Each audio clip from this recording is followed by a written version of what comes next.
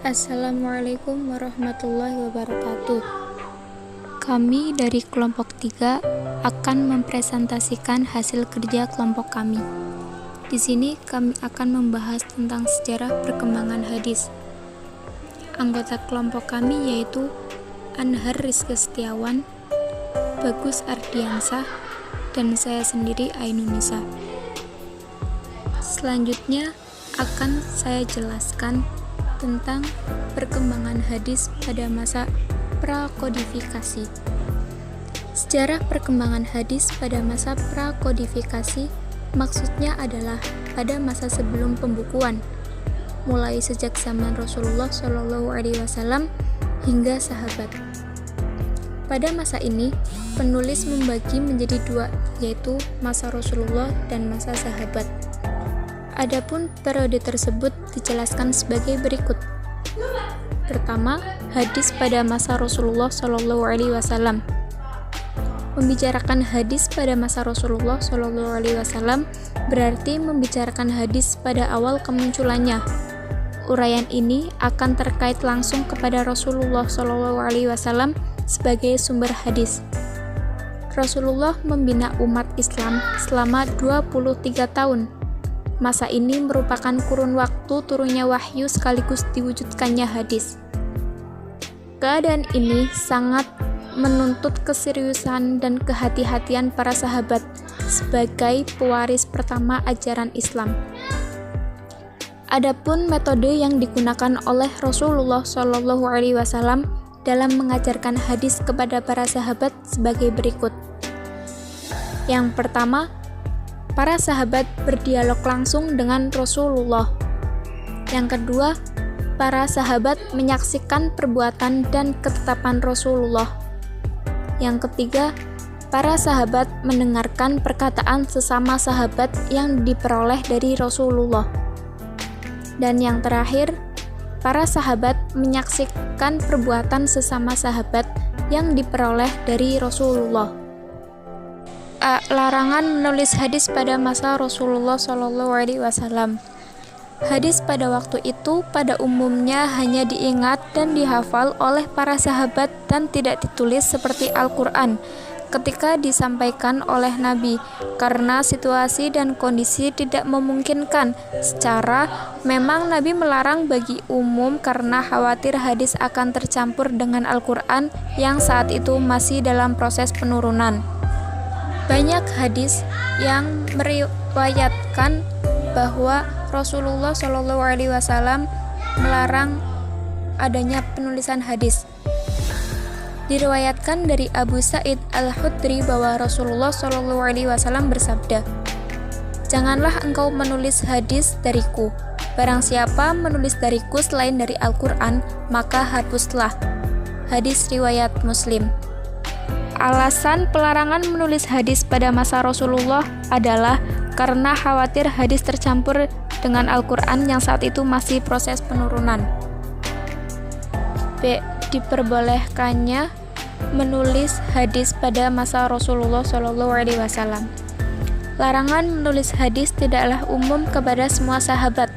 Ada beberapa sahabat tertentu yang diberikan izin untuk menulis hadis. Nabi melarang menulis hadis karena khawatir tercampur dengan Al-Quran, dan pada kesempatan lain, Nabi memperbolehkannya. Sebagaimana diriwayatkan oleh Abdullah ibnu Umar, dia berkata, "Aku pernah menulis segala sesuatu yang kudengar dari Rasulullah. Aku ingin menjaga dan menghafalkannya, tetapi orang Quraisy melarangku melakukannya. Mereka berkata, 'Kamu hendak menulis hadis padahal Rasulullah bersabda dalam keadaan marah dan senang.' Kemudian aku menahan diri untuk tidak menulis hadis, hingga aku ceritakan kejadian ini kepada Rasulullah. Beliau bersabda, 'Tulislah, maka demi zat yang aku berada dalam kekuasaannya tidaklah keluar dariku kecuali kebenaran.'" Adanya larangan tersebut mengakibatkan banyak hadis yang tidak ditulis, dan seandainya Nabi tidak pernah melarang pun, tidak mungkin hadis dapat ditulis. Karena menurut M. Sudi Ismail, Hal ini disebabkan oleh beberapa alasan. Alasan tersebut adalah hadis disampaikan tidaklah selalu di hadapan sahabat yang pandai menulis. Kedua, perhatian Nabi dan para sahabat lebih banyak tercurah kepada Al-Quran. Dan alasan terakhir, meskipun Nabi mempunyai sekretaris, tetapi mereka hanya diberi tugas menulis wahyu yang turun, dan surat-surat Nabi sangat sulit. Seluruh pernyataan, perbuatan, ketetapan, dan hal-hal yang masih hidup dapat langsung dicatat oleh orang lain, apalagi dengan alat sederhana. Poin selanjutnya akan dijelaskan oleh teman saya, Bagus Ardiansyah. Selanjutnya yaitu hadis pada masa sahabat. A. Abu Bakar As-Siddiq. Menurut Muhammad bin Ahmad Al-Zahabi, Abu Bakar merupakan sahabat Nabi yang pertama-tama menunjukkan kehati-hatiannya dalam meriwayatkan hadis. Pernyataan Al-Zahabi ini didasarkan atas pengalaman Abu Bakar tatkala menghadapi kasus waris untuk seorang nenek. Suatu ketika ada seorang nenek menghadap kepada Khalifah Abu Bakar meminta hak waris dari harta yang ditinggalkan cucunya. Abu Bakar menjawab bahwa ia tidak melihat petunjuk Al-Quran dan praktek Nabi yang memberikan bagian harta waris kepada nenek. Abu Bakar lalu bertanya kepada para sahabat.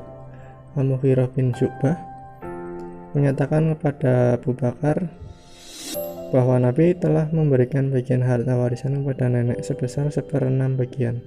Al-Mughirah mengaku hadir tatkala Nabi menetapkan kewarisan nenek itu. Mendengar pernyataan tersebut, Abu Bakar meminta agar Al-Mughirah menghadirkan seorang saksi. Lalu Muhammad bin Maslamah memberikan kesaksian atas kebenaran pernyataan Al-Mughirah itu. Akhirnya Abu Bakar menetapkan warisan nenek dengan memberikan 1/6 bagian berdasarkan hadis Nabi Shallallahu Alaihi Wasallam yang disampaikan oleh Al-Mughirah tersebut.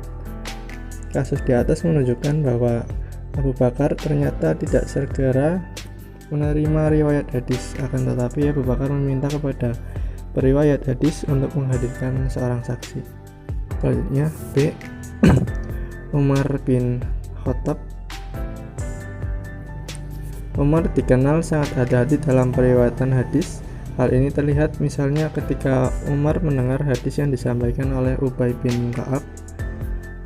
Umar barulah bersedia menerima riwayat hadis dari Ubay setelah para sahabat yang lain, diantaranya Abu Dzar, menyatakan telah mendengar pula hadis Nabi tentang apa yang dikemukakan oleh Ubay tersebut.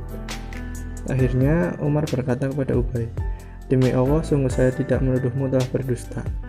Saya berlaku demikian karena saya ingin berhati-hati dalam periwayatan hadis ini." Periwayatan hadis Umar juga menekankan kepada para sahabat agar tidak memperbanyak periwayatan hadis di masyarakat. Alasannya agar masyarakat tidak terganggu konsentrasinya untuk membaca dan mendalami Al-Quran. Kebijakan Umar melarang para sahabat Nabi memperbanyak periwayatan hadis ini sesungguhnya tidak sama sekali melarang para sahabat meriwayatkan hadis, akan tetapi bertujuan supaya masyarakat tidak sembarangan dalam meriwayatkan hadis dan juga untuk menghalangi orang-orang yang tidak bertanggung jawab melakukan pemalsuan hadis. Selanjutnya yaitu Utsman bin Affan dan Ali bin Abi Thalib yang akan dijelaskan oleh Anha Rizky Setiawan. Utsman bin Affan. Melalui khutbahnya, Utsman telah menyampaikan kepada umat Islam agar berhati-hati dalam meriwayatkan hadis. Akan tetapi seruan itu tidak begitu besar pengaruhnya terhadap para perawi tertentu yang bersikap longgar dalam periwayatan hadis. Hal tersebut terjadi karena selain pribadi Utsman tidak sekeras pribadi Umar, juga karena wilayah Islam telah makin luas. Luasnya wilayah Islam mengakibatkan bertambahnya kesulitan pengendalian kegiatan periwayatan hadis secara ketat. Ali bin Abi Thalib. Ali bersedia menerima riwayat hadis Nabi setelah periwayat hadis yang bersangkutan mengucapkan sumpah bahwa hadis yang disampaikannya itu benar-benar dari Nabi Muhammad SAW. Dengan demikian dapat dinyatakan bahwa fungsi sumpah dalam periwayatan hadis bagi Ali tidaklah sebagai syarat mutlak keabsahan periwayatan hadis. Sumpah dianggap tidak perlu apabila orang yang meriwayatkan hadis telah benar-benar tidak mungkin keliru. hadis yang diriwayatkan Ali selain dalam bentuk lisan juga dalam bentuk tulisan.